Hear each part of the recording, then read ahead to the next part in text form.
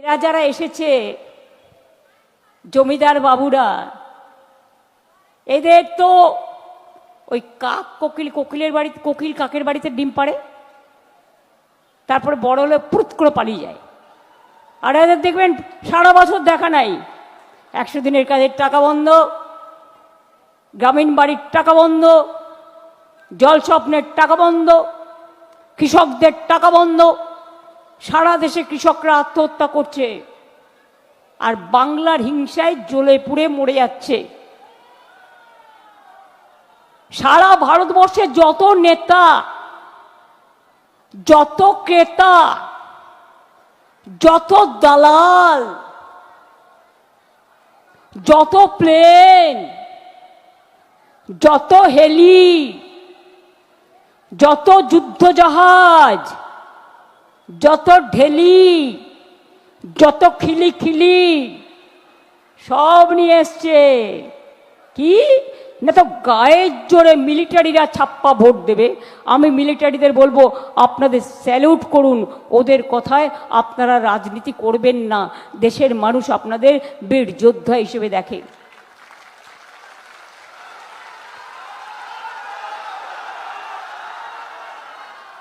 Central force, বাবা সে আবার BJP জিন্দাবাদ বলছে এখন।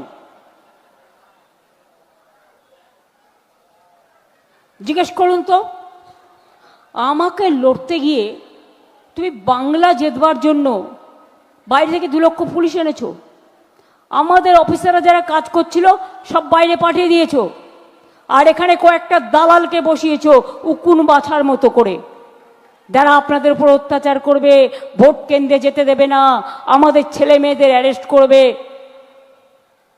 এই দুঃসাহস কি করে হয়?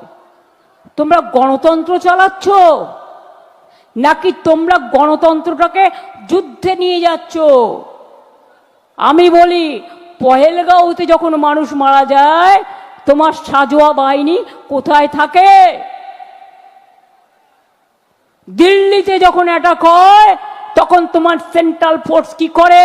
ডান্স করে না কোলাকুলি করে? আর বাংলায় মানুষ সামান্য ভোট দিতে যাবে। Election is the festival of democracy, এটা গণতন্ত্রের উৎসব, সেখানে সব ফোর্স এনে লাগিয়েছ। আর আমোদি প্রমোদি বাবু তো সব সময় আপনারা জানেন ভাওতা দেয়, মিথ্যে কথা বলে। জগাই মাধাই দিল্লি থেকে এলো, জগাই মাধাই সাথে নিয়ে এসছে ডিসিবিআই, এনআইএ, ইনকাম ট্যাক্স। 1000 ছেলে মেয়েদের অ্যারেস্ট করার অর্ডার করেছে, বলেছে তৃণমূলের কাউকে বাইরে দেখা যাবে না। আরে তৃণমূলের কেউ বাইরে না থাকলেও ভোটটা কিন্তু মানুষ দেবে, ওই সেন্ট্রাল ফোর্সকে ভোট দিতে দেবেন না। মনে রাখবেন ভালো করে মা বোনেরা, আমার ভাইরা, 2 দিন বাদে এরা বিদায় নেবে। প্রথম দিকে রটাবে, স্লো কাউন্টিং, বিজেপি জিতছে। সূর্যাস্ত হলে দেখবেন ওদের বিদায় অস্ত্র হয়ে গেছে, কোথাও জিতবে না। আগের বারে যা যা সিট পেয়েছিলাম তার থেকে আরো বেশি সিট আমরা পাবো, কারণ এসআইআর এর নামে অনেক মানুষ মারা গিয়েছে, লাইন দিতে হয়েছে। আধার কার্ডের নামে 1000 করে টাকা নিয়েছো চোর ডাকাতগুলো, 4টে করে ছবি তুলতে টাকা দিতে হয়েছে। আর এখন জিজ্ঞেস করছে ভোটের জন্য আধার কার্ড, নো পাপা। তৃণমূলের জন্য আধার কার্ড, নো পাপা। বিজেপির জন্য ছাপ্পা, ইয়েস পাপা।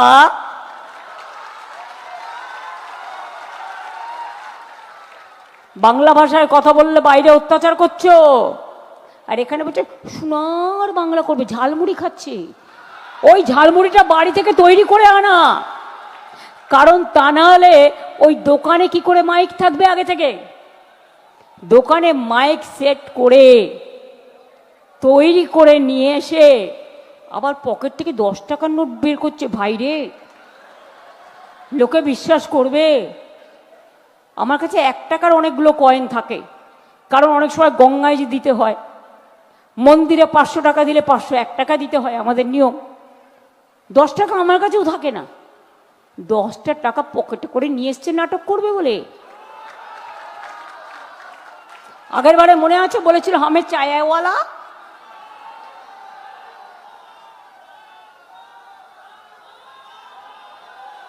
বলো ওটা ঝালে মুড়ি নয়, ওটা ভোট কাটারি।